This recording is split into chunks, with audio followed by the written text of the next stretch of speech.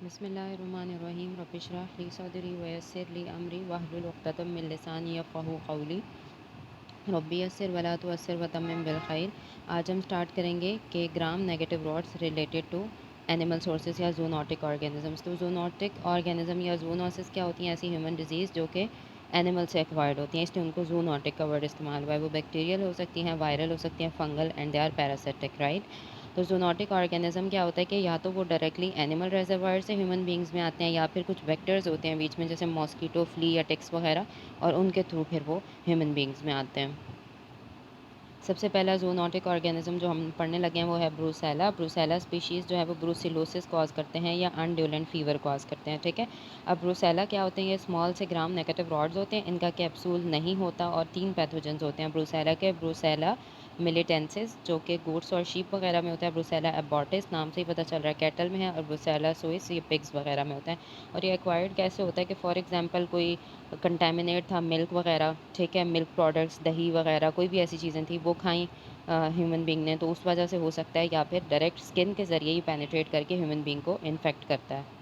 Direct skin contact के अलावा क्या होता है कि वो लोग जो स्लॉटर हाउस वगैरह में काम कर रहे होते हैं, जहाँ गोश्त वगैरह को हैंडल किया जाता है, तो वहाँ पे हो सकता है। अब क्या होगा कि जब ये ऑर्गेनिज्म आ जाता है तो ये रेटिकुलो एंडोथेलियल सिस्टम में लोकलाइज होता है, और रेटिकुलो एंडोथेलियल सिस्टम की क्या क्या चीज़ें थी? लिम्फ नोड था, लिवर था, स्प्लीन और बोन मैरो, ठीक है।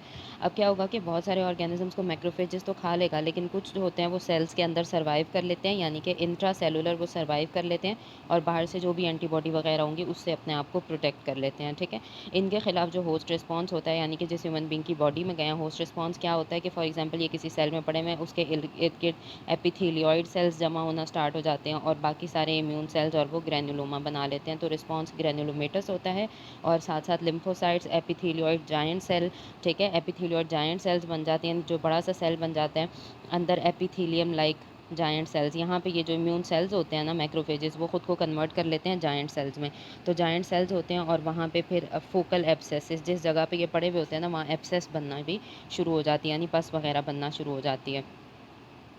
और मैकेनिज्म क्या है, यानी कि ये बॉडी को कैसे इफेक्ट करता है? तो इसमें एंडोटॉक्सिन रिलीज होता है, और वो ये सारे मेथड्स करवा रहा होता है। उसके अलावा इम्पोर्टेड चीज़ जो कि अनपास्चुराइज गोट मिल्क होता है ना, यानी जिसकी पास्चराइजेशन नहीं हुई, जो क्लीन नहीं हुआ हुआ, उसकी वजह से ज़्यादा कॉमन इन्फेक्शन किसका होता है? मेलिटेंसिस का होता है। क्लिनिकल फीचर्स क्या हैं इसका? इंक्यूबेशन पीरियड क्या होता है कि यानी कि सिम्टम्स एक ऑर्गेनिज्म ने पेशेंट को इन्फेक्ट किया, तो इन्फेक्शन से लेके सिम्टम्स आने तक का जो टाइम पीरियड होता है वो होता है इंक्यूबेशन पीरियड। के इस टाइम पे ऑर्गेनिज्म तो बंदे के अंदर मौजूद होता है, लेकिन सिम्टम्स नहीं आते, ठीक है। तो ऐसे पेशेंट्स के अंदर इंक्यूबेशन पीरियड 1 से 3 वीक होता है, यानी 1 वीक या 3 वीक के बाद सिम्टम्स आते हैं।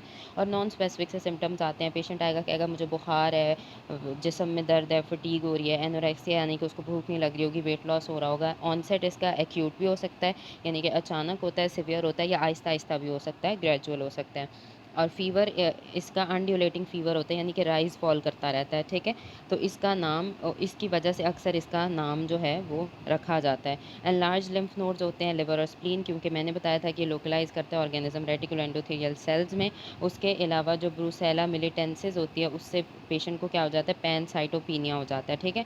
पैनसाइटोपिनिया भी होता है क्यों? क्योंकि मैंने बताया कि ग्रेन्युलोमा बन रहा है, सारे इम्यून सेल्स इस्तेमाल हो रहे होंगे, तो पैनसाइटोपिनिया हो जाएगा। और ब्रूसेला मिलिटेंसिस के जो इन्फेक्शन है वो ज़्यादा सिवियर और प्रोलॉन्ग्ड होते हैं, जबकि जो एबॉर्टिस होता है वो सेल्फ लिमिटेड है, यानी कि मिलिटेंसिस जो इन्फेक्शन कराएगा वो बहुत देर तक और बहुत सिवियर रहेगा, एबॉर्टिस का सेल्फ लिमिटेड होता है। और इसकी सबसे फ्रीक्वेंट कॉम्प्लिकेशन क्या है? ऑस्टियोमेलाइटिस। उसके बाद इसका लैब डायग्नोसिस कैसे बनाते हैं? इसका जो ऑर्गेनिज्म होता है ना, वो कैसे ग्रो करते हैं? ऑर्गेनिज्म को क्या चाहिए होता है ऑर्गेनिज्म को ग्रो करने के लिए? अब इसके ऑर्गेनिज्म को ग्रो करने के लिए कल्चर मीडिया चाहिए जिसके अंदर 10% कार्बन डाइऑक्साइड डाली हुई हो, ठीक है। तो इस ऑर्गेनिजम्स को आइडेंटिफाई कैसे किया जाता है? फिर स्लाइड एग्लूटिनेशन टेस्ट किया जाता है ब्रूसेला एंटी सीरम के साथ, ठीक है।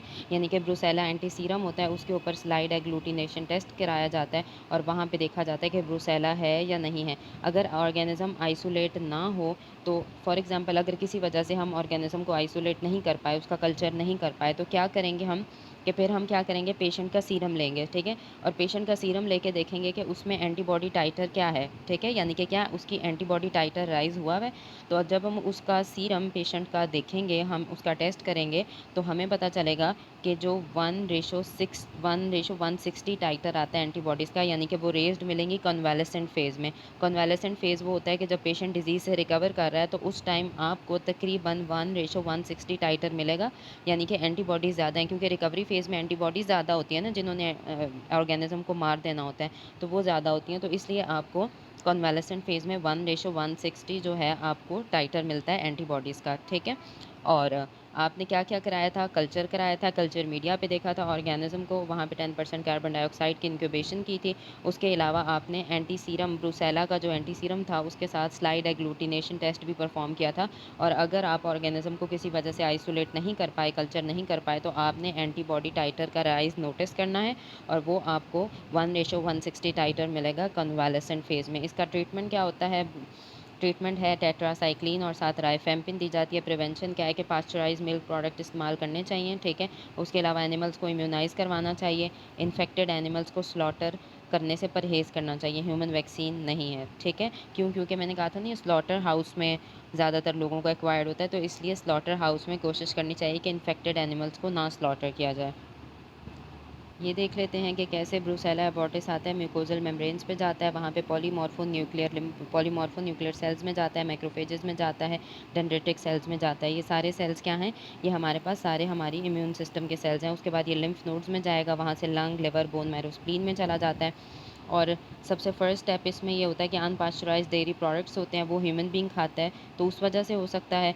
दूसरा, ये जो हमारे पास इन्फेक्टेड ट्रोफोप्लास्ट है, इन्होंने एनिमल को इफेक्ट किया होता है, तो एबॉर्शन होता है, तो उसकी वजह से क्या होता है कि कैटल वगैरह दूसरी कैटल इससे इन्फेक्ट होती हैं। तो ये सारा एक साइकिल चल रही होती है, और इस साइकिल के ज़रिए ये ह्यूमन बीइंग को भी इन्फेक्ट कर सकता है, ठीक है।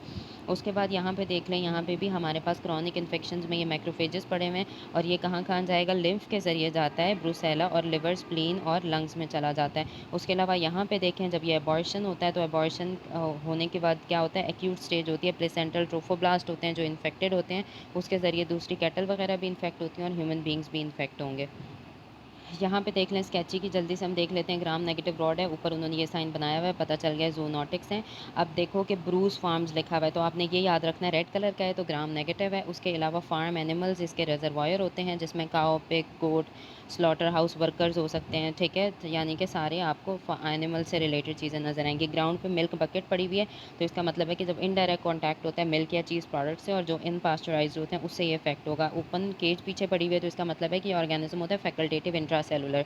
फैकल्टेटिव इंट्रासेलुलर वो ऑर्गेनिज्म होता है कि जब उसने होस्ट के इम्यून रिस्पॉन्स से बचना है, तो वो सेल के अंदर चला जाता है, और नॉर्मली वो सेल के बाहर भी रह सकते हैं, यानी कि उसके पास खुद को बचाने की सारी टेक्निक्स होती हैं, ठीक है। उसके अलावा ये बंदा देखो, इसने हाथ रखा हुआ है सर के ऊपर, तो बीमार सा लग रहा है, तो सिम्टम्स क्या होंगे? फीवर, चिल्स और एनोरेक्सिया होगा, क्योंकि पेशेंट पतला सा है। उसके अलावा पीछे देखो अनड्यूलेटिंग हिल्स पड़ी हुई हैं, तो अनड्यूलेटिंग हिल्स का क्या मतलब है? कि अनड्यूलेंट फीवर होता है। काऊ के ऊपर मार्किंग्स हैं, इसका मतलब है कि रेटिकुलो एंडोथेलियल सेल के ऑर्गन्स में मौजूद होता है। उसके अलावा ये देखो, ये फिश बोन्स पड़ी हैं, तो ये क्या शो करती हैं? कि क्रॉनिक इन्फेक्शन में ऑस्टियोमाइलाइटिस हो जाता है। व्हील पड़ा हुआ है, ये शो कर रहा है कि टेट्रासाइक्लिन और डॉक्सीसाइक्लिन ट्रीटमेंट है, और साथ इस बंदे ने राइफल पकड़ी हुई है, तो इसका मतलब है साथ राइफेम्पिसिन भी दे सकते हो, ठीक है।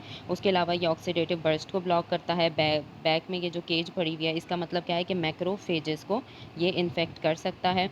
उसके अलावा इसमें लार्ज अमाउंट ऑफ कैटालेज होती है, और सुपर ऑक्साइड डिसम्यूटेज होता है, जो इसको रेस्पिरेटरी बर्स्ट से प्रोटेक्ट करता है, ठीक है। उसके अलावा इसमें यूरिएस भी होता है, और ये H2S पॉजिटिव होगा, और इसको ऑक्सीजन चाहिए अपनी ग्रोथ के लिए, ठीक है। तो it requires carbon dioxide, sorry, इसको कार्बन डाइऑक्साइड चाहिए ग्रोथ के लिए। इसी तो हमने कहा था कि जब हम कल्चर मीडिया करते हैं, तो उसमें हम कार्बन डाइऑक्साइड लाजमी ऐड करते हैं। तो ये सारा हमने किसके बारे में पढ़ लिया? ब्रूसीलोसिस के बारे में।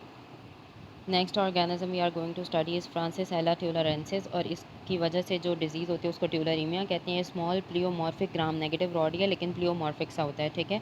और इसकी सिंगल सीरोलॉजिकल टाइप, सीरोलॉजी की सिंगल टाइप है, लेकिन बायो टाइप्स इसकी दो तरह की, type A, type B. Type A जो है वो ज़्यादा वायरुलेंट होती है, या ठीक है, यानी ज़्यादा खतरनाक होती है। उसके अलावा जो है, इसको ये वाइल्ड एनिमल्स वगैरह से मिलता है, ठीक है। वाइल्ड एनिमल्स में होता है, रैबिट, डियर और रोडेंट्स वगैरह में होता है, ठीक है। और बैक्टीरिया क्या होता है कि इन वाइल्ड एनिमल्स में मौजूद होते हैं, तो इन वाइल्ड एनिमल से ट्रांसमिट होता है बैक्टीरिया किसके अंदर जाता है, वेक्टर्स। वेक्टर्स क्या करेंगे, यानी कि टिक, माइट, लाइस वगैरह, जिसमें स्पेशली डर्मा सेंटर टिक इंपॉर्टेंट होती है। ये क्या करती है, इन वाइल्ड एनिमल्स को इन्फेक्ट करती है, यानी कि इनको काटती वगैरह, इनके ब्लड पे जब फीड करेगी तो इनका बैक्टीरिया टिक्स के अंदर चला जाएगा। ठीक है, तो चेन ऑफ ट्रांसमिशन किसने मेंटेन करनी है, टिक मेंटेन करेगी, और ये बैक्टीरिया का जो ऑफस्प्रिंग है ना, या वो आगे ट्रांसमिट करेगी। ठीक है, तो बैक्टीरिया को कहाँ ट्रांसमिट करेगी, अपने किस के थ्रू ट्रांसमिट करती है, अपने ओवम के ज़रिए, लार्वा के ज़रिए और निम्फ स्टेजेस के ज़रिए। ठीक है, और निम्फ स्टेजेस होती हैं, ओवम, लार्वा, निम्फ स्टेजेस, यानी कि सारी अपना जो आगे ऑफस्प्रिंग आ रहा है ना, उसको भी ये दे रही है, और जब तक वो अडल्ट टिक्स बनती है ना, तो वो फिर ट्रांसमिट करेंगी इन्फेक्शन। ठीक है, तो यानी कि वो ट्रांस ओवेरियन रूट के ज़रिए ओवम में गया, फिर जो नए लार्वा बनेंगे उसमें भी ये बैक्टीरिया जाएगा, टिक के नए लार्वा में जाएगा, उसके अलावा निम्फ स्टेजेस में चला जाएगा, और जब अडल्ट टिक्स नए बनेंगे तो उनके अंदर भी ये इन्फेक्शन मौजूद होता है और वो इन्फेक्शन ट्रांसमिट कर सकते हैं। ह्यूमन बींग्स जो होते हैं वो एक्सीडेंटल होते हैं, यानी कि नॉर्मली इस चेन में नहीं होते, लेकिन अगर एक्सीडेंटली इन्फेक्ट हो जाएँ तो ह्यूमन बींग्स को भी ये वाली डिजीज़ हो सकती है, और डेड एंड होस्ट होते हैं कि ह्यूमन बींग्स आगे इसको ट्रांसमिट नहीं कर सकते। और क्या होता है कि अगर ये जो टिक वगैरह थी, जो वेक्टर था, ये गलती से ह्यूमन बींग्स को काट ले, तो तब ह्यूमन बींग्स में भी हो जाता है, या अक्सर स्किन कांटेक्ट हो जाए ना इस एनिमल के साथ, जब वो फॉर एग्जांपल खाल वगैरह उतार रहे होते हैं, तो खाल उतारने के साथ साथ क्या होता है कि उनके एनिमल स्किन के साथ कांटेक्ट में आ जाते हैं। अब ऑर्गेनिज्म उसके अलावा कहाँ कहाँ मौजूद हो सकता है ह्यूमन बींग ने कोई इन्फेक्टेड मीट खाई हो, उसके ज़रिए भी हो सकता है। तो मीट जो है वो इंटेस्टाइन में जाती है, तो इसके ज़रिए जीआईटी ट्यूलरीमिया हो सकता है, और अगर किसी ने इन्हेल कर लिया इसको, तो इन्हेल की वजह से लंग्स में जाएगा और निमोनिया हो जाएगा। तो ह्यूमन बींग को स्प्रेड नहीं होता। इसमें हमने क्या बात की है कि या तो टिक्स के साथ अगर एक्सीडेंटल कांटेक्ट आ जाए, स्किन कांटेक्ट आ जाए, तो उसमें हो सकता है। ठीक है, पर्सन टू पर्सन